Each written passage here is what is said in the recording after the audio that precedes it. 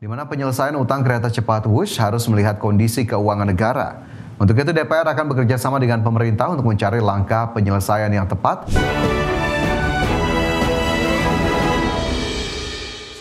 CEO BPI Danantara Rosan Roslani memastikan hingga saat ini negosiasi restrukturisasi utang proyek kereta cepat Jakarta-Bandung dengan pihak China masih terus berjalan dan belum ada keputusan. Menurut Rosan, pembahasan terkait utang Wush ini melibatkan kerjasama lintas kementerian dan lembaga, seperti Kemenko Infrastruktur dan Pembangunan Kewilayahan, Kemenko Perekonomian, Kementerian Keuangan dan Kementerian Perhubungan, dan BPI Danantara.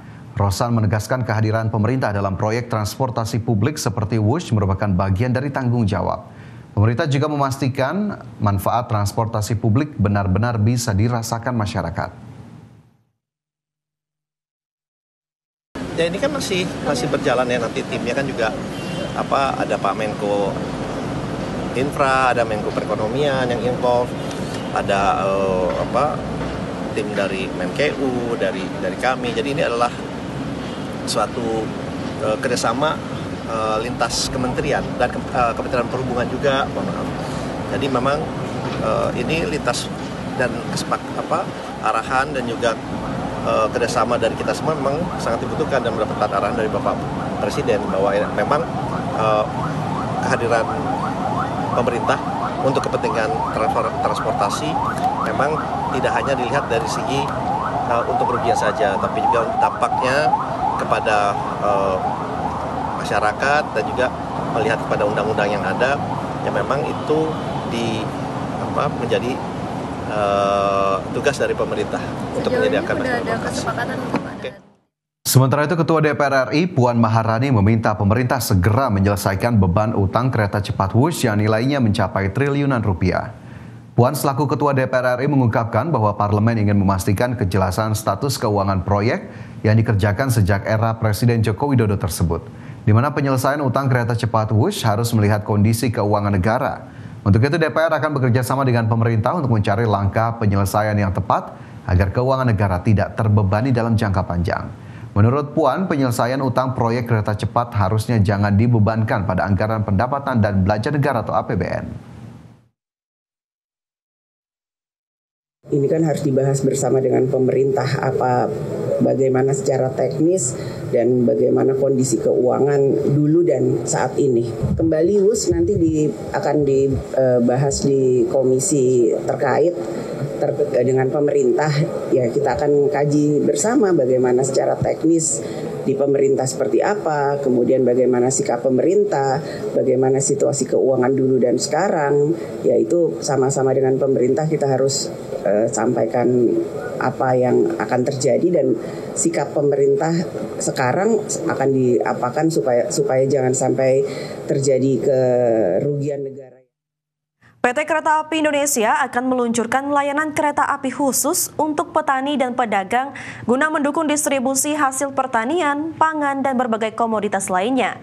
Jalur pertama yang akan dioperasikan adalah Rangkas Bitung Merak yang dijadwalkan mulai beroperasi pada November 2025. PT Kereta Api Indonesia akan meluncurkan layanan kereta api khusus untuk petani dan pedagang guna mendukung distribusi hasil pertanian, pangan, dan berbagai komoditas lainnya. Jalur pertama yang akan dioperasikan adalah Rangkas Bitung Merak yang dijadwalkan mulai beroperasi pada November 2025. Direktur Utama PT KAI, Bobi Rashidin, mengungkapkan layanan ini dinilai akan mendorong perekonomian masyarakat lapisan bawah serta mempermudah akses distribusi hasil produksi petani dan pedagang kecil. Bobi menjelaskan bahwa KAI telah menyiapkan 8 unit kereta untuk tahap awal peluncuran layanan ini. Kereta tersebut akan beroperasi sesuai dengan aktivitas petani dan pedagang, yakni pagi dan sore hari menyesuaikan waktu distribusi hasil tani dan kebutuhan pasar. Ia menambahkan bahwa rute pertama di Merak akan menjadi proyek percontohan sebelum KAI memperluas jalur ke wilayah lain di masa mendatang. Bahwa kami sudah menyiapkan juga kereta khusus petani dan pedagang. Beliau sangat mendukung sekali karena ini adalah mensupport untuk ekonomi rakyat di bawah, ya. Dan beliau memberikan beberapa arahan juga untuk menambah kapasitas dari kereta petani dan pedagang ini. Untuk menjaga keterjangkauan, KAI juga akan memberikan subsidi khusus bagi layanan kereta petani dan pedagang. Dengan adanya subsidi, tarif transportasi ini akan jauh lebih murah dibandingkan biaya pengiriman menggunakan truk atau mobil pribadi. Dari Jakarta, Kevin Pakan, Rizky Julianto, IDEX Channel. Pemerintah akan membatasi impor pakaian bekas atau thrifting untuk menjaga industri tekstil dan produk tekstil domestik. Presiden Prabowo meminta Kementerian UMKM untuk membantu pengusaha yang berjualan impor barang bekas, menggantinya dengan produk yang dihasilkan di dalam negeri. Pemerintah bakal membatasi impor pakaian bekas atau thrifting untuk menjaga industri tekstil dan produk tekstil domestik. Menteri Usaha Mikro Kecil dan Menengah Maman Abdurrahman mengatakan pemerintah memiliki aturan mengenai larangan barang bekas tersebut. Ketentuan itu termaktub dalam Peraturan Menteri Perdagangan Nomor 40 Tahun 2022 tentang perubahan atas Peraturan Menteri Perdagangan Nomor 2021 tentang barang dilarang ekspor dan barang dilarang impor. Sejalan dengan itu, Presiden Prabowo meminta Kementerian UMKM untuk membantu pengusaha yang berjualan impor barang bekas menggantinya menjadi produk yang dihasilkan di dalam negeri. Pemerintah berharap pengusaha tersebut bisa menjual produk dari produsen mikro dan kecil lokal. Jadi salah satu petunjuk dan arahan dari Presiden juga adalah bahwa pada saat kita melakukan penindakan pembatasan terhadap barang-barang bekas, baju-baju bekas yang masuk, arahan dari Pak Presiden juga mempertimbangkan dan memikirkan substitusi produk. Jadi misalnya pada saat pengusaha-pengusaha mikro ini mereka selama ini menjual barang-barang bekas, pada saat ditutup pastikan konsekuensinya mereka tidak akan ada barang jualan lagi.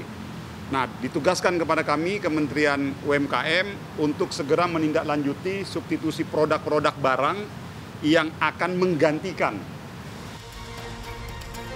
Maman menambahkan kebijakan itu bertujuan untuk melindungi produksi yang dihasilkan UMKM dalam negeri dengan memberikan akses pasar yang luas. Tim Liputan, IDEX Channel.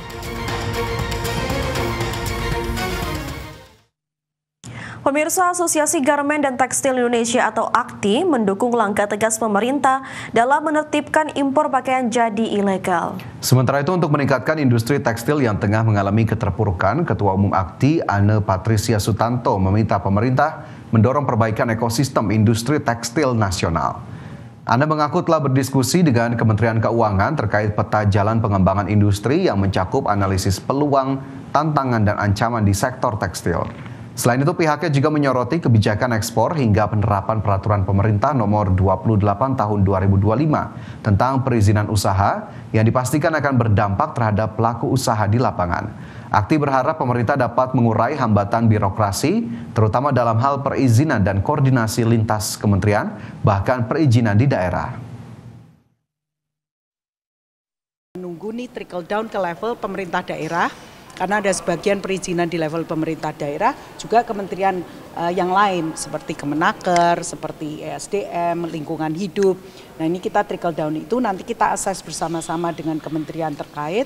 Kalau yang kita rasa tetap membok down atau membuat bottleneck untuk kepentingan penambahan lapangan kerja, kepentingan pengurangan cost, itu kita akan sampaikan kementerian terkait atau kita bisa diminta oleh